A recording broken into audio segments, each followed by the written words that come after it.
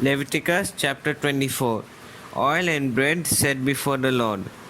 The Lord said to Moses, "Command the Israelites to bring you clear oil or pressed olives for the lights, so that the lamps may be kept burning continually. Outside the curtain that seals the ark of the covenant law, in the tent of meeting, Aaron is to tend the lamps before the Lord from evening till morning continually. This is to be a lasting ordinance for the generations to come. The lamps on the pure gold lampstand before the Lord must be tended continually. Take the finest flour and bake 12 loaves of bread, using 2/10 of an ephah for each loaf. Arrange them in 2 stacks, 6 in each stack, on the table of pure gold before the Lord. By each stack, put some pure incense as a memorial portion to represent the bread and to be a food offering presented to the Lord. This bread is to be set out before the Lord regularly, Sabbath after Sabbath, on behalf of the Israelites as a lasting covenant. It belongs to Aaron and his sons, who are to eat it in the sanctuary area, because it is a most holy part of the perpetual share of the food offerings presented to the Lord. A blasphemer stoned. Now the son of an Israelite mother and an Egyptian father went out among the Israelites, and a fight broke out in the camp between him and an Israelite. The son of the Israelite woman blasphemed the name with a curse, so they brought him to Moses. His mother's name was Selomith, the daughter of Dibri the Danite. They put him in custody until the will of the Lord should be made clear to them. Then the Lord said to Moses, "Take the blasphemer outside the camp. All those who heard him are to lay their hands on his head, and the entire assembly is to stone him. Say to the Israelites, anyone who curses their God will be held responsible. Anyone who blasphemes the name of the Lord is to be put to death.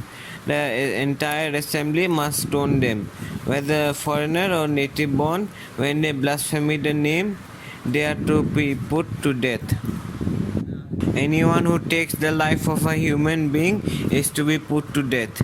Anyone who takes the life of someone's animal must make restitution, life for life. Anyone who injures a neighbor is to be injured in the same manner. Fracture for fracture, eye for eye, tooth for tooth. The one who has inflicted the injury must suffer the same injury. Whoever kills an animal must make restitution, but whoever kills a human being is to be put to death. You are to have the same law for the foreigner and for the native born. I am the Lord your God." Then Moses spoke to the Israelites, and they took the blasphemer outside the camp and stoned him. The Israelites did as the Lord commanded Moses. Leviticus Chapter 25. The Sabbath year. The Lord said to Moses on Mount Sinai, "Speak to the Israelites and say to them, when you enter the land I am going to give you, the land itself must observe a Sabbath to the Lord. For 6 years sow your fields, and for 6 years prune your vineyards and gather their crops. But in the 7th year the land is to have a year of Sabbath rest, a Sabbath to the Lord. Do not sow your fields or prune your vineyards. Do not reap what grows of itself or harvest the grapes of your untended vines. The land is to have a year of rest. Whatever the land yields during the Sabbath year will be food for you, for yourselves, your male and female servants, and the hired worker and the temporary resident who live among you, as well as for your livestock and the wild animals in your land. Wherever the land produces may be eaten." The year of Jubilee. Count of 7 Sabbath years, 7 times 7 years, so that the 7 Sabbath years amount to the period of 49 years. They have the trumpet sounded everywhere on the 10th day of the 7th month. On the day of atonement, sound the trumpet throughout your land. Consecrate the 15th year and proclaim liberty throughout the land to all its inhabitants. It shall be a jubilee for you. Each of you is to return to your family property and to your own clan. The 15th year shall be your jubilee for you. Do not sow and do not reap what grows of itself, or harvest the untended vines. For it is a jubilee and is to be holy for you. Eat only what is taken directly from the fields. In the year of Jubilee, everyone is to return to their own property. If you sell land to any of your own people or buy land from them, do not take advantage of each other.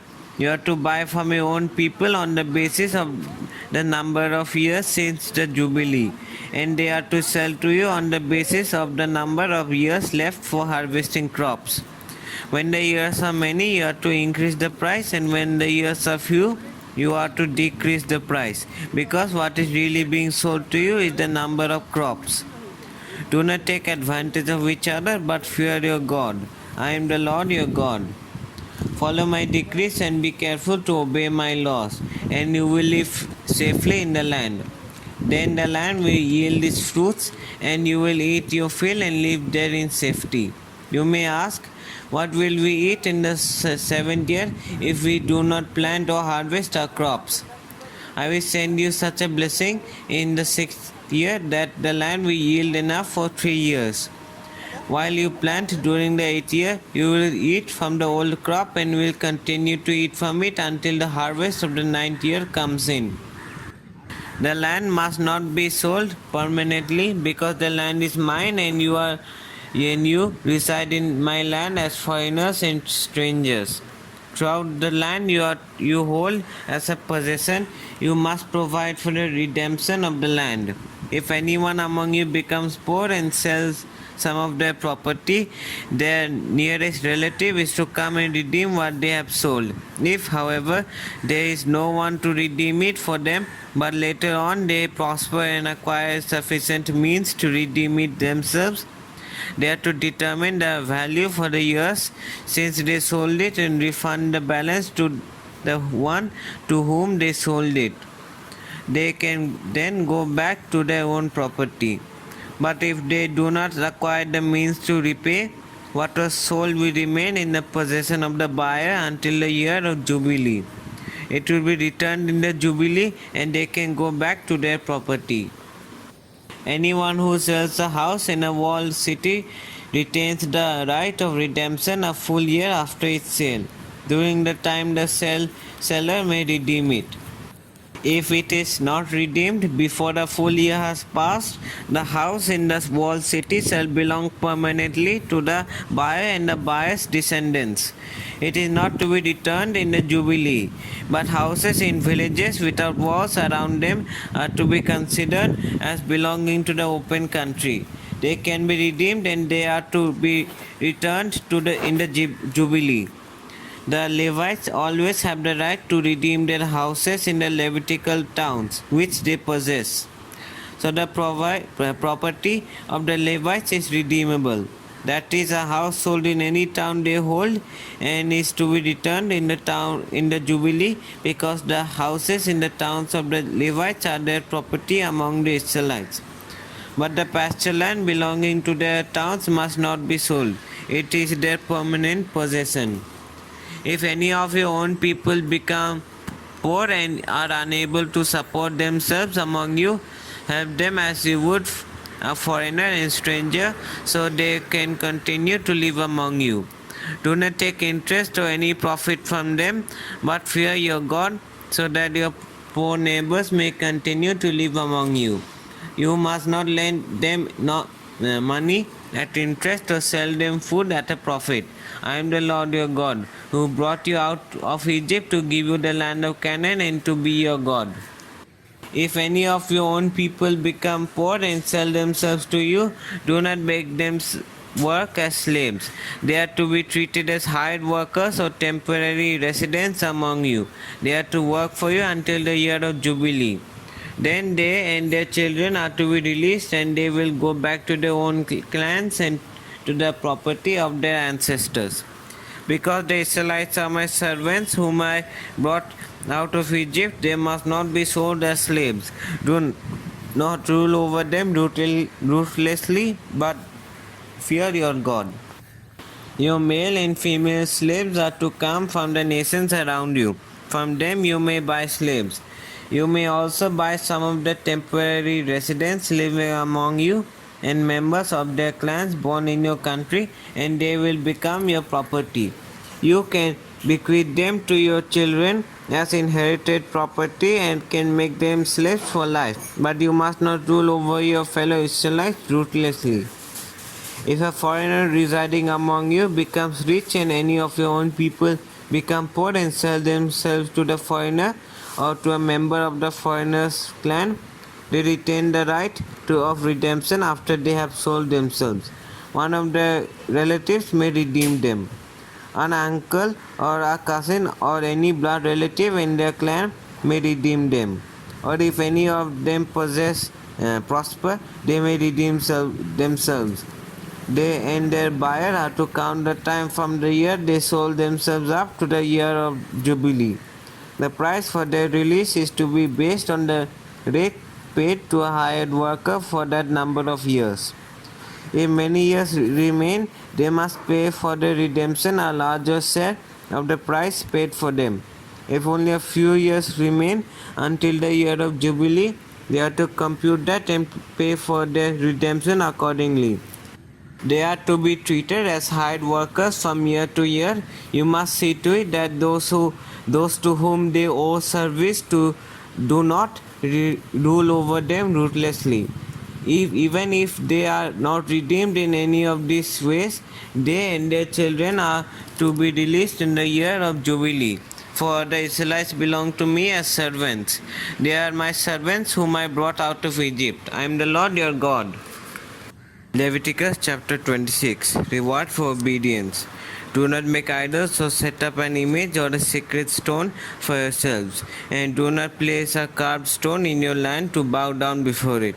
I am the Lord your God. Observe my Sabbaths and have reverence for my sanctuary. I am the Lord. If you follow my decrees and are careful to obey my commands, I will send you rain in its season, and the ground will yield its crops and the trees their fruit. Your threshing will continue until grape harvest, and the grape harvest will continue until planting, and you will eat all the food you want and live in safety in your land. I will grant peace in your land, and you will lie down, and no one will make you afraid. I will remove wild beasts from the land, and the sword will not pass through your country. You will pursue your enemies, and they will fall by the sword before you. 5 of you will chase 100, and 100 of you will chase 10,000. And your enemies will fall by the sword before you. I will look on you with favor and make you fruitful and increase your numbers. And I will keep my covenant with you. You will still be eating last year's harvest when you will have to move it out to make room for the new. I will put my dwelling place among you, and I will not abhor you. I will walk among you and be your God, and you will be my people. I am the Lord your God, who brought you out of Egypt so that you would no longer be slaves to the Egyptians. I broke the bars of your yoke and enabled you to walk with heads held high. Punishment for disobedience. But if you will not listen to me and carry out all these commands, and if you reject my decrees and abhor my laws and fail to carry out all my commands and so violate my covenant, then I will do this to you. I will bring on you sudden terror, wasting diseases and fever that will destroy your sight and sap your strength. You will plant seed in vain, because your enemies will eat it. I will set my face against you so that you will be defeated by your enemies. Those who hate you will rule over you, and you will flee even when no one is pursuing you. If after all this you will not listen to me, I will punish you for your sins 7 times over. I will break down your stubborn pride and make the sky above you like iron and the ground beneath you like bronze. Your strength will be spent in vain, because your soil will not yield its crops, nor will the trees of your land yield their fruit. If you remain hostile towards me and refuse to listen to me, I will multiply your afflictions 7 times over, as your sins deserve. I will send wild animals against you, and they will rob you of your children, destroy your cattle, and make you so few in numbers that your roads will be deserted. If in spite of these things you do not accept my correction, but continue to be hostile towards me, I myself will be hostile towards you, and will afflict you for your sins 7 times over. And I will bring the sword on you to avenge the breaking of the covenant. When you withdraw into your cities, I will send a plague among you, and you will be given into enemy hands. When I cut off your supply of bread, 10 women will be able to bake your bread in one oven, and they will dole out the bread by weight. You will eat, but you will not be satisfied. If in spite of this you still do not listen to me, but continue to be hostile towards me, then in my anger I will be hostile towards you, and I myself will punish you for your sins 7 times over. You eat the flesh of your sons and the flesh of your daughters. I will destroy your high places, cut down your incense altars, and pile your dead bodies on the lifeless forms of your idols, and I will abhor you. I will turn your cities into ruins and lay waste to your sanctuaries, and I will take no delight in the pleasing aroma of your offerings. I myself will lay waste the land, so that your enemies who live there will be appalled. I will scatter you among the nations, and will draw out my sword and pursue you. Your land will be laid waste, and your cities will lie in ruins. Then the land will enjoy its Sabbath years all the time that it lies desolate, and you are in the country of your enemies. Then the land will rest and enjoy its Sabbaths. All the time that it lies desolate, the land will have the rest it did not have during the Sabbaths you lived in it. As for those of you who are left, I will make their hearts so fearful in the lands of their enemies that the sound of a wind-blown leaf will put them to flight. They will run as through fleeing from the sword, and they will fall even though no one is pursuing them. They will stumble over one another as though fleeing from the sword, even though no one is pursuing them.